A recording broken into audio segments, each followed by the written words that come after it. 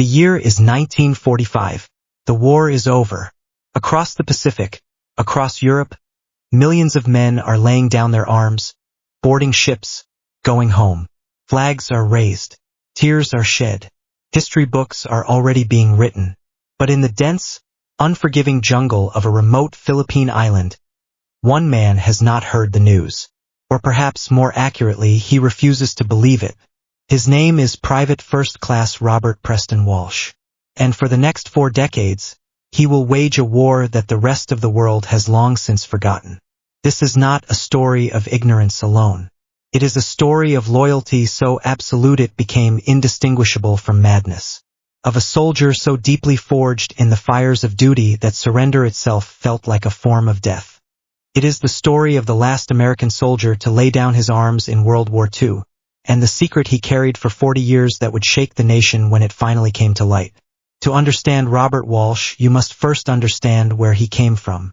Born in the summer of 1922 in Harrisburg, Pennsylvania, Walsh grew up the youngest of 5 children in a Catholic working-class family. His father, Thomas Walsh, was a veteran of the First World War, a man who spoke rarely of what he had seen in the trenches of the Meuse-Argonne, but who carried those years in the rigid set of his jaw and the iron-hard standard he held for his sons. Honor was not a word in the Walsh household. It was a law. Robert enlisted in December of 1941, 3 days after Pearl Harbor. He was 19 years old. It is the story of the last American soldier to lay down his arms in World War II, and the secret he carried for 40 years that would shake the nation when it finally came to light. To understand Robert Walsh, you must first understand where he came from. Born in the summer of 1922 in Harrisburg, Pennsylvania, Walsh grew up the youngest of 5 children in a Catholic working-class family. His father, Thomas Walsh, was a veteran of the First World War, a man who spoke rarely of what he had seen in the trenches of the Meuse-Argonne, but who carried those years in the rigid set of his jaw and the iron-hard standard he held for his sons.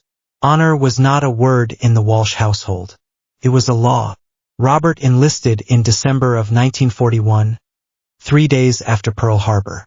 He was 19 years old. He stood 5 feet 10 inches, weighed 162 pounds, and scored in the top 8th percentile on the Army General Classification Test. His commanding officer at Fort Bragg, North Carolina, noted in his early evaluations that Walsh possessed, and this phrase would echo through the decades, an almost abnormal commitment to the completion of assigned tasks. That phrase would later seem prophetic. Walsh was assigned to the 98th Infantry Division and subsequently transferred to the Pacific Theater in early 1943. By the spring of that year, he found himself on the island of Leyte in the Philippine archipelago, part of General Douglas MacArthur's sprawling campaign to retake the islands from Japanese occupation. The fighting in the Philippines was unlike anything the European theater could offer. The jungle was its own enemy, thick, suffocating, alive with disease and serpents and insects that could drive a man to his knees. The heat was absolute.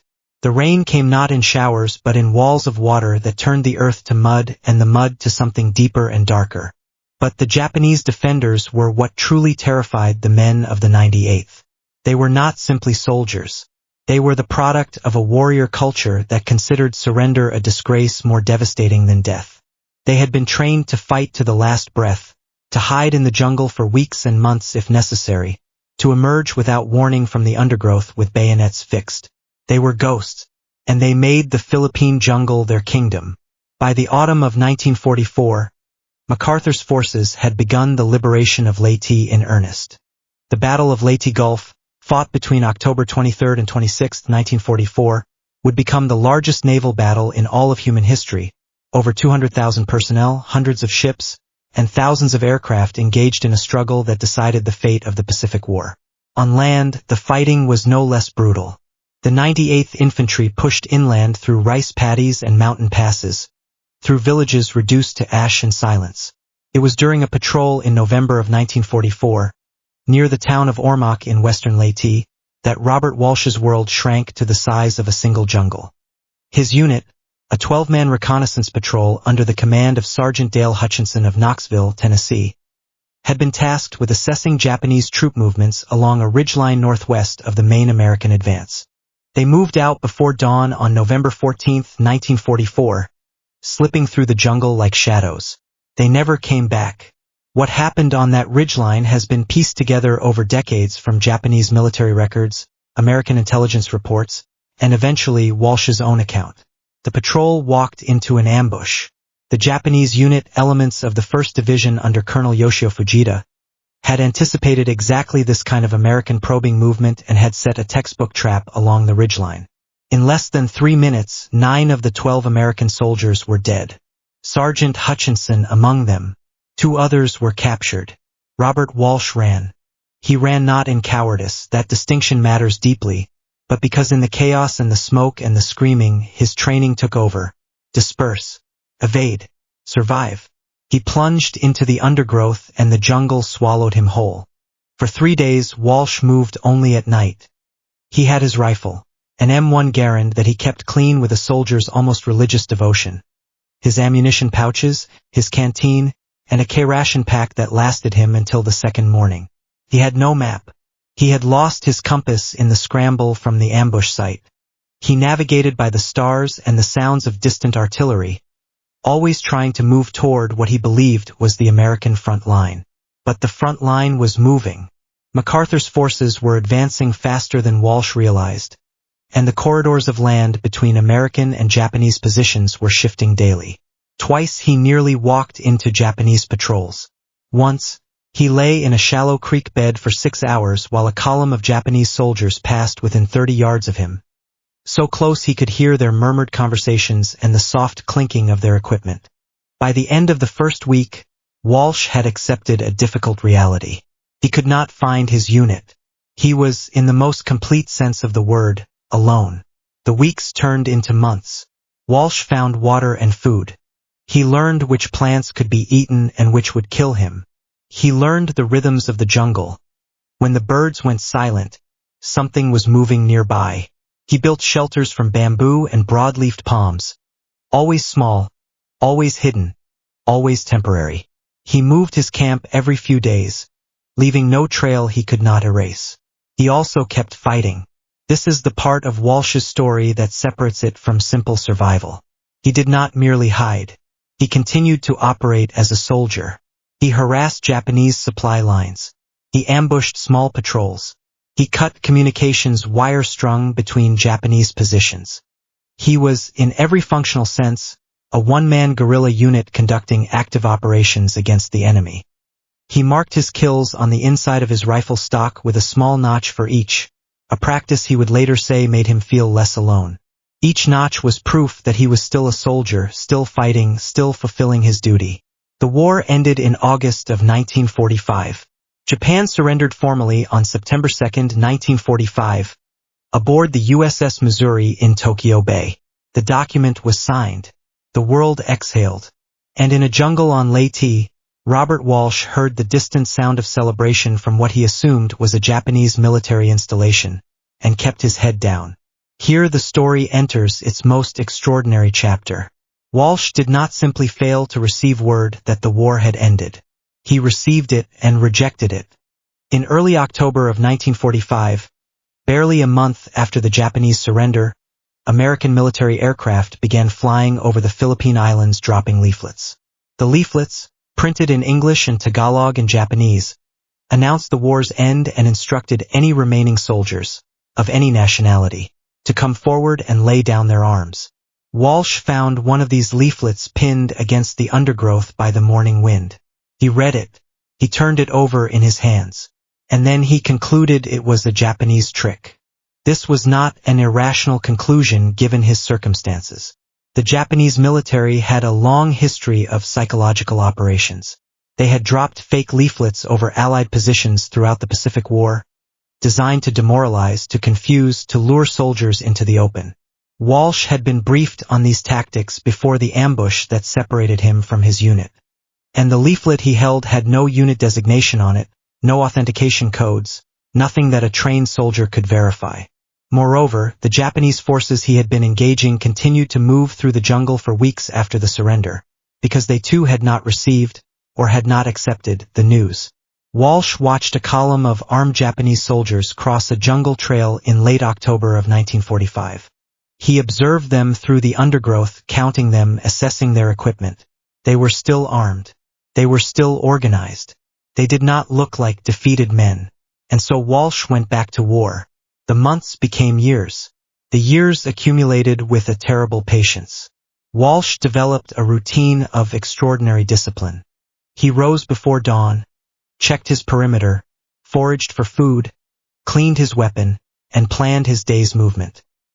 He found a cave system in the karst hills of western Leyte that became his primary base, a place he could defend, where he could sleep with some security, where the sound of rain on stone became as familiar to him as the sound of his own heartbeat. He encountered Filipino civilians on several occasions. Some fled from him. Others, mountain villagers who had lived through the Japanese occupation and retained a deep and instinctive wariness of all armed strangers, observed him from a distance and said nothing. Once, in what he would later estimate was 1948 or 1949, a Filipino farmer came close enough to speak to him. The man gestured broadly and said, in halting English, that the war was finished, that Japan had surrendered, that it was time to go home. Walsh raised his rifle. The farmer left. Walsh later said, in the account he would eventually give, that he had not intended to shoot the man. He had raised the weapon as a warning, not a threat. But the farmer's words he dismissed without serious consideration. He had, by that point, been alone for 4 years. His frame of reference had narrowed to the jungle, to his mission, to the rifle in his hands. The idea that the war could simply be over, that it could end without him, that history could turn a page while he crouched in a cave, was not something his mind could accept. There is a psychological concept that researchers who later studied Walsh's case would apply to his situation: encapsulated delusional belief. It is a state in which a person develops a fixed, unshakable conviction within one specific domain of thought, while remaining largely functional and rational in all other domains. Walsh could calculate, plan, adapt, survive, and reason. He was not insane in any conventional sense. But the core belief, that the war continued and that his duty required him to fight it, had become, over the years, as solid and immovable as the limestone of the hills he called home. He counted the years by the rainy seasons. Leyte has two: the wet monsoon that runs roughly from June through October, and a drier period that follows. Walsh scratched the years into the wall of his cave. He reached 10, then 15, then 20. The rifle remained clean. By the mid-1960s, the Philippine government was aware that something was moving in the hills of western Leyte. Farmers reported supplies disappearing. A military storage depot reported tools missing. A small outpost staffed by Philippine Army soldiers reported shots fired from the tree line on 2 separate occasions. Fired not to kill, Walsh would later explain, but to warn, to establish a perimeter, to communicate the fact of his presence without triggering a full engagement. He was, even then, operating under what he believed were the rules of engagement. Philippine Army patrols went into the hills. They found nothing.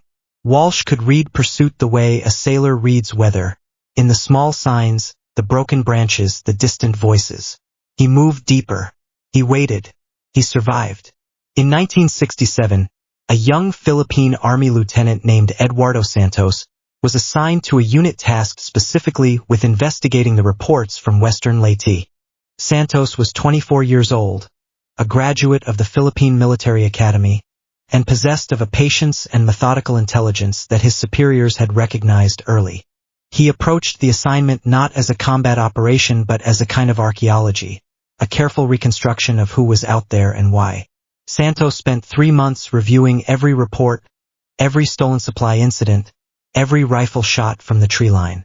He cross-referenced the reports with American military records from the war, and he arrived at a conclusion that his commanding officer at first refused to believe. There was an American soldier in those hills. An American soldier who had been there for more than 20 years. Santos began leaving things in the jungle. Not traps, gifts, American military rations, old ones, sourced from a military surplus dealer in Manila, stamped with dates from the 1940s. American newspapers from the mid-1940s, then more recent ones placed alongside them. Photographs. A note, written in simple English, that read, "The war ended in 1945. Japan surrendered. You have served with honor. It is time to come home. Walsh found the first ration pack in the spring of 1968. He found the newspapers. He read them with the slow, deliberate attention of a man who had not seen printed English in years. He felt something shift inside him. Not a collapse, but a tremor. A hairline fracture in the certainty he had lived inside for 2 decades. But he did not come forward. He needed something more. Something he could verify, not merely read. It was Santos who thought of it. In early 1969, Santos contacted American military officials and requested something unusual. He needed a senior American officer, in uniform with authentication documents, to accompany him into the hills and speak directly to the man who was hiding there. He needed the message delivered in a voice and a context that a soldier from 1944 could not dismiss as deception. The American military, initially skeptical, eventually sent Colonel James R. Harwood of the U.S. Army's Pacific Command, a veteran himself who had served in the European theater and understood, perhaps better than most, what it meant to be a soldier when soldiering was the only identity you had left. Harwood and Santos went into the hills in March of 1969. They walked without weapons. They walked slowly, announcing themselves with every step. They left a trail of American military identification markers, items Walsh would recognize from his training, along the jungle path. And then they waited.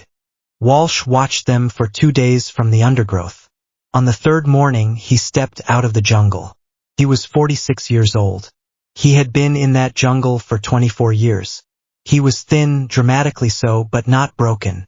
His uniform was a patchwork of original material and locally sourced fabric, repaired and re-repaired until it was more memory than cloth. His boots had been resoled with rubber cut from tires. His M1 Garand was immaculate. He came to attention. He saluted Colonel Harwood. And then, for the first time in 24 years, Robert Preston Walsh of Harrisburg, Pennsylvania, spoke to another American human being. He said, "Private First Class Walsh reporting, sir. I am ready to receive orders." Harwood, a man who had seen the D-Day beaches and the liberation of Paris, would later say that it was the most moving moment of his military career. He returned the salute, and then he told Walsh gently, carefully, and in the specific language of military authority that Walsh could accept. The war was over. Had been over. Japan had surrendered unconditionally in September of 1945. The mission was complete. It was time to stand down. Walsh was silent for a long time. Then he said, 24 years. He placed the M1 Garand on the ground. He stepped back from it. And that was the surrender. Not a dramatic gesture. Not a collapse. Not tears. Just a man stepping back from his weapon and acknowledging, at last, that the war his father had taught him to finish had already ended while he was still faithfully, desperately, impossibly fighting it. Walsh was brought to Manila, then to a U.S. military hospital in Okinawa, then eventually back to the United States. He was in remarkable physical health considering what he had endured, lean, sun-darkened. His joints worn from years in the jungle, but functional, mobile, and mentally sharp.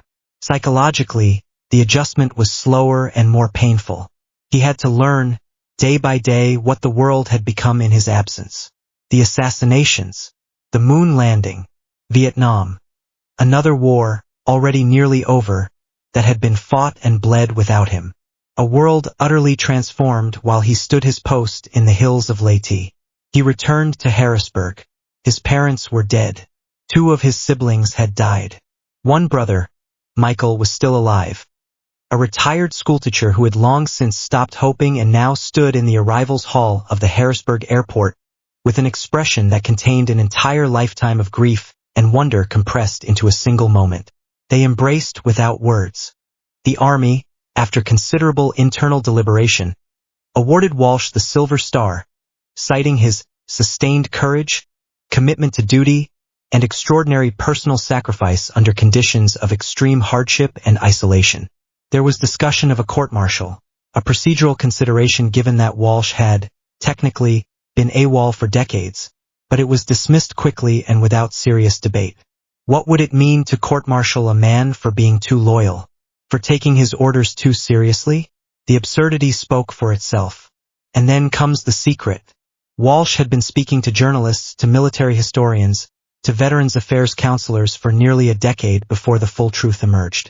In 1979, in an interview with a historian working on a comprehensive account of the Philippine campaign, Walsh disclosed something he had never mentioned to anyone. Not to Colonel Harwood, not to his brother, not to the army psychologists who had evaluated him in Okinawa. During his years in the jungle, he had not been entirely alone. In the late 1940s, he had encountered a Japanese soldier, a private named Kenji Morimoto from Hiroshima Prefecture, who had been separated from his unit during the American advance just as Walsh had been separated from his. Morimoto was hiding for different reasons. He had surrendered briefly to American forces in 1945, then escaped in the confusion of the transition period, consumed by shame and by the same inability to accept the peace that Walsh himself felt. The two men had found each other in the jungle in 1948. They did not share a language. They did not share a history. They had, not 3 years before, been actively trying to kill each other. They had become, in the silence of the jungle, something approaching friends. They lived within a mile of each other for nearly a decade. They established communication through a system of signals. Stones arranged in particular patterns, knocks on hollow wood, the direction of bent branches. They warned each other when patrols came near. They shared food when one or the other was unable to forage. Walsh left American rations at a specified location. Morimoto left dried fish and jungle fruit at another. They never spoke.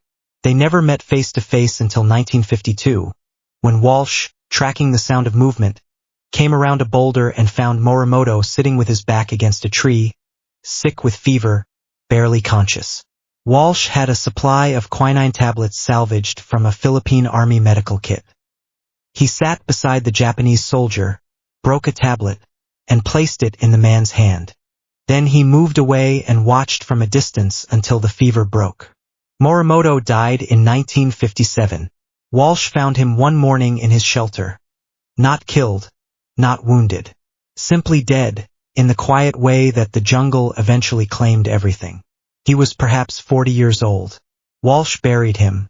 He marked the grave with a stone arrangement that would have meant something to neither of their cultures but felt, under the circumstances, right.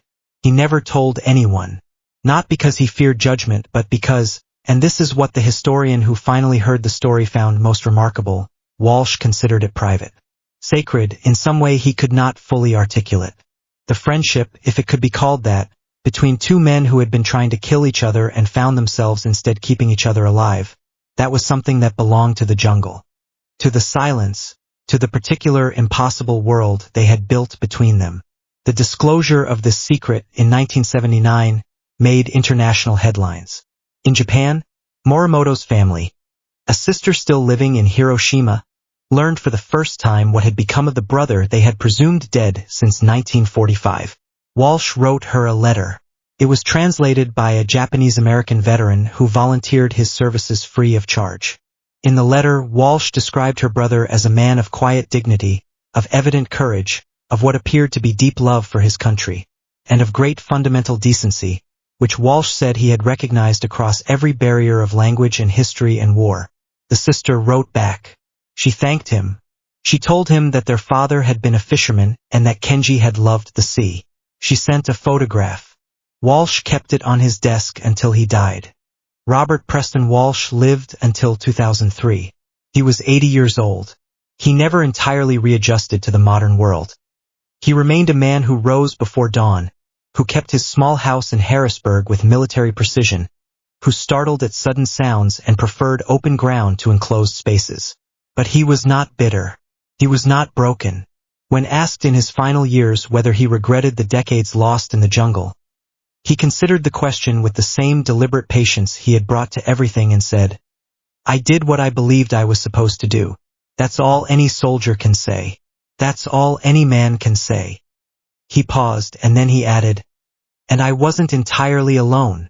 The rifle he carried for 24 years, the M1 Garand with its 24 notches and its immaculate barrel, is displayed today in the National Infantry Museum at Fort Benning, Georgia. The placard beside it reads simply, "Carried in active service, Leyte, Philippines, 1944 to 1969. It does not explain. It does not need to. There are wars that end on the date's history records. And then there are the wars that soldiers carry inside them, wars of loyalty and identity and an absolute refusal to abandon the person they were made to be. Robert Walsh fought both kinds. He lost track of one and never surrendered the other.